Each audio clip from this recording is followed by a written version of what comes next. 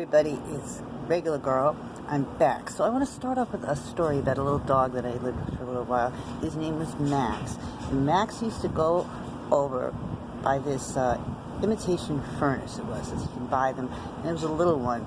And he used to start barking. And it took a while. Actually, the woman whose dog it was didn't know that's what he was barking at. But he was barking at his reflection. And actually, when I would watch him, because I'd be sitting on the couch across from this, I began to notice that I think he thought it was another dog that was in there. He didn't realize it was himself, okay? And that's because of the different reactions that he had, different kinds of barking that he would do when he would see this dog in the reflection, right? And he didn't get that it was him. My point is, it has to do with the narcissism thing. Let's say, for example, you come upon your own reflection in the pool for the very first time. Perhaps you're startled by it. You're afraid of it. You're afraid of it.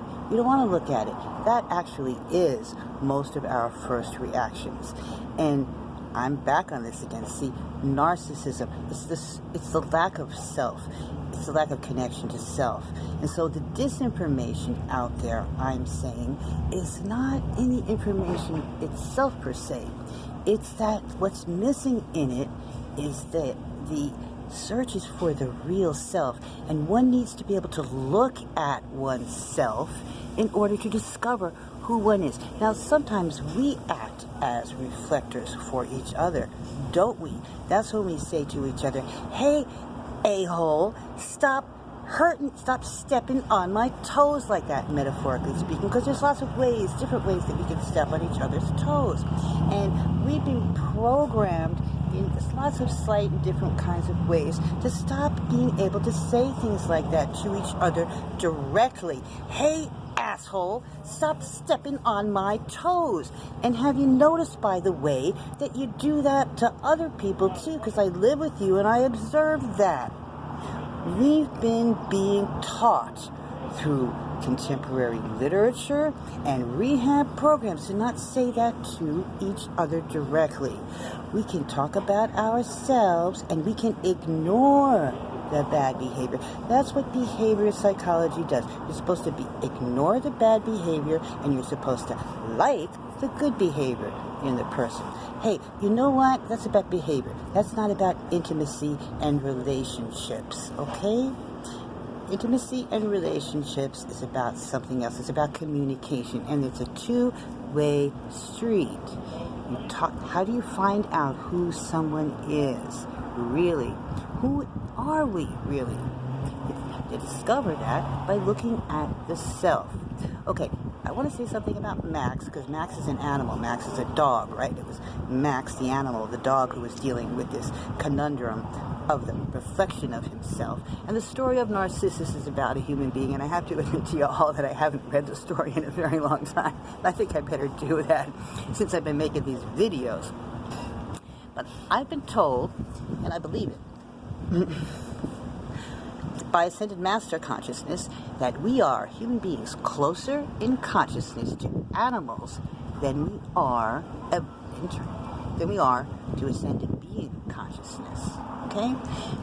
We're closer in consciousness to animals than we are to Ascended Being Consciousness.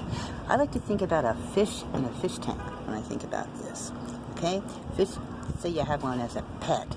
If you go over to that fish tank and you stand up real close to it, you stick your hand up against it, the fish will react. You can kind of see this. You can test it. They know when you're present, when you're there. Okay? But in terms of, are they able to see you? No, we don't think so. They don't have the brain that's capable enough to actually even see what we look like fully, to comprehend, let alone comprehend the kind of complex lifestyles that we have. What we do in the morning, we get up, we have coffee, we're thinking, singing, we're brushing our teeth. No, they have not a clue. They can't even see us. Does that mean that we're not here just because they can't see us? No, it doesn't. So I allow for that same possibility in terms of, that chain being extended on in forms of life. I just do. It just makes sense to me, So, what I'm saying, bringing this back home in terms of narcissism and this kind of stuff being useful to us.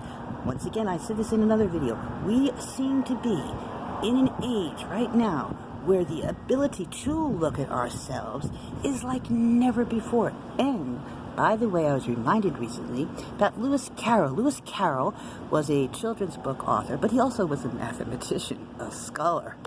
He's not just like, he was a real mathematician. But he wrote this book called Through the Looking Glass, didn't he? Through the Looking Glass. So, what if we were to extend this concept after we get to know ourselves, you know? But also, there's the possibility, because this happens too. What if we skip the process of finding the real authentic self and we just simply jump through the looking glass? I bet there could be different problems that come up as a result of that. That's what I'm thinking. That's what I'm talking about. That's what I'm talking about. Yeah, that's what I'm talking about. Ooh, and just as a side note, I sang today. Wow, that was really interesting. Okay, that's it for now. It really was.